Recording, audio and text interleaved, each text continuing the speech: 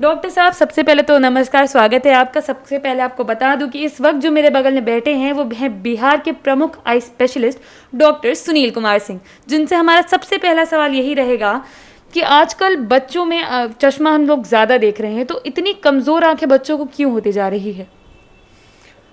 देखिए, ये multi factorial है। बच्चों में चश्मा ज़्यादा होने का एक तो कारण ये है कि बच्चे के प्रति गार्जियन लोग अब सजग हो रहे हैं। बच्चों को आपके और हमारे माध्यम से जन जागरूकता के कारण लोग बच्चे के बारे में कॉन्शियस हैं और रेगुलर चेकअप करा रहे हैं, इसलिए उनको चश्मे की संख्या ज़्यादा हो रही है। और हम लोग का भी जागरूकता बहुत ज़रूरी है, क्योंकि कुछ एक बीमारियां ऐसी होती हैं जिसे कि एम्ब्लायोपिया कहते हैं, जो कि 9 वर्ष के पहले अगर बच्चों में जांच कर ली जाए तो उसका इलाज संभव होता है मात्र चश्मा देने से। और अगर 9 वर्ष उम्र बीत जाए तो दुनिया का कोई भी चीज़ उसके एक आँख की रोशनी नहीं बढ़ा सकता है, वो एक आँख में होता है। बच्चा कंप्लेन क्यों नहीं करता है कि उसका एक आँख नॉर्मल होता है, दूसरे आँख में तो उसका तभी होता है जैसे कि हम लोग जागरूक करते हैं कि आपका बच्चा अगर स्कूल जा रहा है तो कोई तकलीफ़ ना हो तो भी 6 महीने साल भर पे अपने आई का चेकअप करा ले, कि कुछ एक ऐसी बीमारियां होती हैं जो कि समय के होने के बाद वो उपचार नहीं होता और ये जांच करनी जरूरत होती है। तो ये एम्ब्लायोपिया हुआ। दूसरा, बच्चे काफ़ी कंप्लेन नहीं करते हैं, बहुत तो बच्चों को हुआ कंप्लेन नहीं करते हैं वो, और जब रेगुलर चेकअप में आते हैं तो मोटा मोटा चश्मा लगा रहता है। खासकर वैसे माँ बाप जो कि मायोपिक हैं, जो अपने आप में बाकी लोगों को चश्मा लगा हुआ, वो तो ज़रूर ही बच्चों का नियमित अंतराल पर नहीं तकलीफ़ होने पे भी नेत्र जांच करके ज़रूरत पड़े तो चश्मे का नंबर ले लें। जब तक बच्चे पर डिपेंड नहीं करें, ये रेगुलर चेकअप में आना है, ये आपके माध्यम से और हम लोग अपने माध्यम से जब के गार्जियन को जागरूक करना चाहते हैं। इसके अलावा ये भी है कि बच्चों में तकलीफ़ें ज़्यादा बढ़ रही हैं, क्योंकि बच्चों का आजकल देखें, पहले भी जो हैबिट है एंटरटेनमेंट का, तो उस हैबिट में अमूलचूल परिवर्तन हुआ है। आउटडोर एक्टिविटीज़ बंद हो गई हैं। माँ पिताजी बहुत दुलार करते हैं उसको, जोमेटो वगैरह से वो ला के पास्ता मंगाएगा, पिज़्ज़ा मंगाएगा, खाएगा। माँ पिताजी भी सोचते हैं कि भाई कि हम क्या करें, हमारा अपना करे, खाते रहे। उससे न्यूट्रिशनल इम्बैलेंस होता है। घर में भी उसको चिप्स दे देंगे, वो करेंगे। और इसके साथ माँ बाप अपने बच्चों, अब छोटे बच्चों को देखिएगा तो माँ बाप अपना फ़ोन दे देते हैं कि बच्चा खेले, बड़े खुश होते हैं कि बच्चा ऑपरेट कर लेता है। मगर फ़ोन पर लंबे देर तक रहने पर, उसमें वीडियो गेम खेलने पर आँखों का नुकसान तो होता ही है। इसके अलावा बच्चों का पोस्चरल डिफेक्ट होता है, वो कभी ऐसे लेटेगा, वैसे लेटेगा, गर्दन का, बैक पेन की शिकायतें। इसके साथ ही उसका न्यूट्रिशनल इम्बैलेंस, जब वो कुछ करते रहेगा तो बगल से कुछ खाते रहेगा, तो जंक फूड खाएगा तो कैलोरी तो बहुत बढ़ जाता है, लेकिन न्यूट्रिशनल इम्बैलेंस इसलिए कहते हैं, मैल न्यूट्रिशन उसको, कि उसके ट्रेस एलिमेंट्स और मिनरल्स की कमी हो जाती है। फल बच्चा खाता नहीं है। तो गार्जियन का देखने का काम है कि बच्चे जंक फूड ना लें, बच्चे का आउटडोर एक्टिविटी ज़रूर करें, बच्चे को खाने में फल का मात्रा, सब्जी का मात्रा बढ़ाएं, बच्चे को हेल्दी हैबिट में आंखों धोना सिखाएं। इससे सबसे ऊपर टॉप इट ऑल जिसको कहते हैं, बच्चों को वीडियो गेम, ऑनलाइन, ये सब से तो बचा के रखें, क्योंकि वीडियो गेम, ऑनलाइन, ये सब से बच्चों के केवल आँखों में चश्मा लग रहा है वो बात नहीं है, आँखों में ये बहुत नुकसान कर रहा है। और आजकल देख रहे होंगे कोरोना काल में तो बच्चे का आउटडोर एक्टिविटीज़ पूरा बंद हो गया, फ़ोन ही एक सहारा रह गया, मोबाइल लेके उसमें करते रह गए। और बच्चों का क्या, देखिए, बूढ़े जो रहे वो रामायण महाभारत में रहे, बीच के एज के लोग रहे, मिडिल एजेड वो फेसबुक व्हाट्सएप में रहे, और बच्चे रह गए वीडियो गेम्स में, सब तो इंडोर में। और आजकल बच्चों का स्कूल भी खुला है तो वो ऑनलाइन क्लासेस चल रहा है। ऑनलाइन क्लासेस वालों को तो मैं आपके माध्यम से कहना चाहूँगा कि अगर क्लासेस लेते हैं तो हम लोग को शुरू में, जब हम लोग भी स्कूल में थे, तो 1-2 क्लास के बाद रिसेस हुआ करता था, ब्रेक हुआ करता था। आजकल ब्रेक नहीं देते हैं, लगातार 4 घंटा बच्चा रहता है फ़ोन पे, या ब्रेक मिलता भी है तो हम लोग को पता नहीं चलता है, बीच में वो फ़ोन पे ही कुछ खेलते रहते होंगे। तो ये लगातार फ़ोन का यूसेज, अगर ऑनलाइन क्लासेस हो, ज़रूरत हो तो भी नहीं करना है। अगर 1 घंटा कर लिए, उसके बाद नियमित रूप से निकल करके पानी से आँख धो करके 2 मिनट आँख बंद करके आँख को रेस्ट दीजिए, तब फिर क्लासेस के लिए आइए। और अगर आपके पास पढ़ने का मटेरियल है, बच्चों को मान लीजिए पढ़ने का मटेरियल मिला, तो आज सब कुछ, जैसे आपने कहा ना कि सब कुछ चाहते हैं कि फ़ोन पर ही हो जाए, हम अखबार नहीं पढ़ें, हम ये सब करें, देखे उखे, तो बच्चों को अगर पढ़ने का मटेरियल है प्रिंटेड और ऑनलाइन अवेलेबल भी है, तो प्रिंटेड मटेरियल का उपयोग करें। प्रिंटेड मटेरियल में पढ़ने पे क्या होता है कि जो उसका जो कंट्रास्ट होता है, वो उसका सब यूनिफॉर्म होता है सब तरफ। और ऑनलाइन मटेरियल में कंट्रास्ट जो होता है वो वेरी करता है, सेंटर में कुछ, पेरिफेरी में कुछ, अलग अलग होता है। तो आई से जब ऑनलाइन मटेरियल पर लैपटॉप वगैरह में देखते हैं, फ़ोन पे, तो आई के मसल्स को फोकस डिफोकस, फोकस डिफोकस, इसमें आई के मसल पे जोर पड़ता है और आपको आई बॉल में पेन और फोरहेड में पेन होता है जी। तो इसको कंप्यूटर विजन सिंड्रोम का एक पार्ट है ये। अच्छा। तो अगर आपके पास अगर होता है तो पहला तो फ़ोन को और लैपटॉप में अन्यथा बिना अनावश्यक न रहें इस पर। अगर क्लासेस के लिए रहना है, आपका जॉब प्रोफाइल अगर रहना है तो बीच बीच में ब्रेक दें। अपने लैपटॉप और फ़ोन का शार्पनेस, ब्राइटनेस, कंट्रास्ट मेंटेन रखें। जी। जब ब्रेक देते हैं तो पानी से आँख धोएं और इस्तेमाल भी करते हैं तो अपने पोस्चर का ख्याल रखें। जी। फॉल्टी पोस्चर से आपको बैक पेन, नेक पेन, ये सब समस्याएं आएंगी, जी। इसका ख्याल करें। और फिर से मैं कहूँगा कि अगर प्रिंटेड मटेरियल अवेलेबल है और ऑनलाइन भी है तो ऑनलाइन पे वही जाएं जितनी मजबूरी हो, प्रिंटेड मटेरियल का से आप पढ़े लिखें। जी। और इसके साथ ही आप जो आपके जो फ़ोन का इस्तेमाल करते हैं तो बच्चे कमरे को अंधेरा कर लेंगे कि गार्जियन नहीं देखे और ब्राइटनेस बढ़ा लेंगे तो उससे ज़्यादा डैमेज होता है। जी।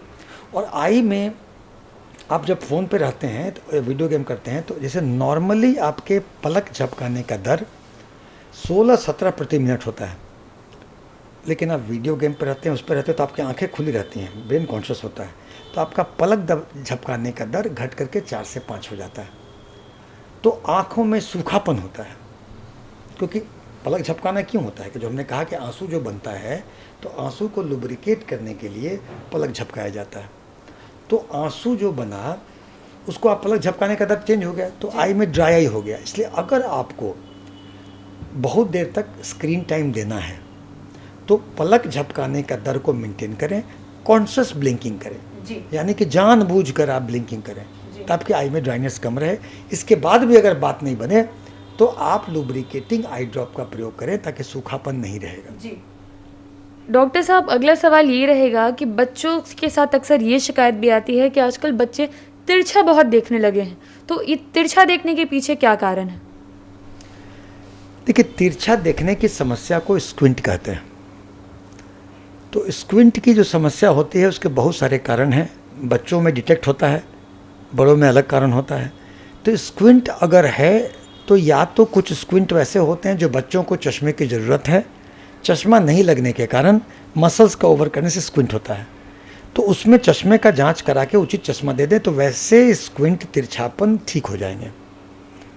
इसके अलावा अगर देखें तो जो वाकई स्क्विंट होता है तो किसी एक आँख में रोशनी किसी के बच्चे की कम होती है और हम उसको चश्मा नहीं देते हैं, रेगुलर चेकअप आई का नहीं कराते हैं, वो आँखें कमज़ोर हो गई, जो समझाते वो कमज़ोर हो गई तो वो कमज़ोर आँखें तिरछा हो जाएंगी।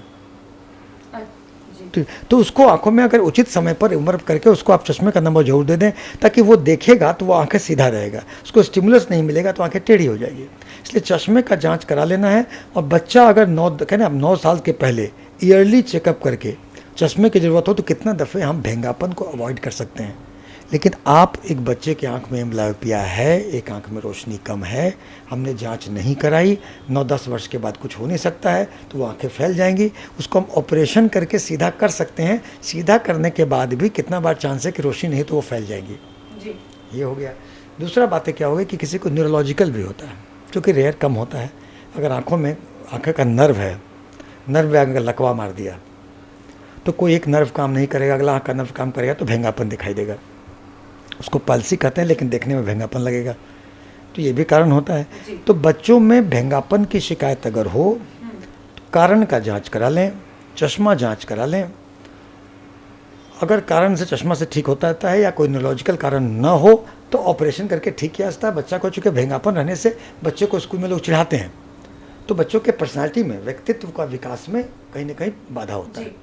अब डॉक्टर साहब, एक आखिरी सवाल ये रहेगा कि बच्चों में कलर ब्लाइंडनेस और नाइट ब्लाइंडनेस की समस्याएं भी जो हैं वो ज़्यादा आने लगी हैं, तो ये क्यों होती है? इनको माँ बाप कैसे ठीक रख सकते हैं? देखिए, पहले नाइट ब्लाइंडनेस पे आ जाए। नाइट ब्लाइंडनेस या रतौंधी ये विटामिन ए की कमी से होती है ज़्यादातर।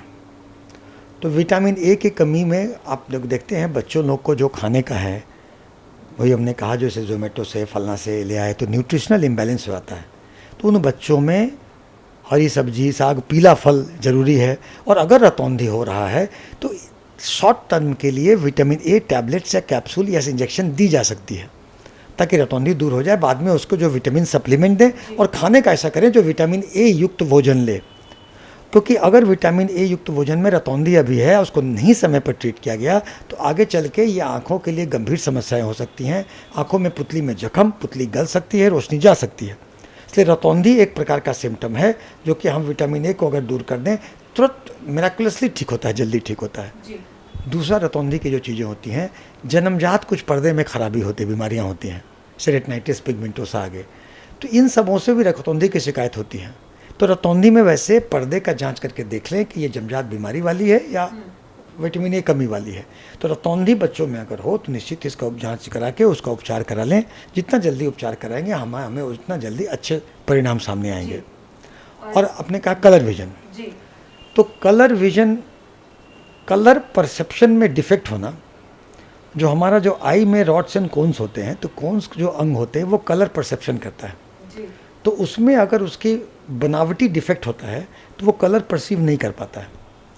तो कितने दफ़े तो बच्चों को मालूम चल पाता, आगे चल के मालूम होता है।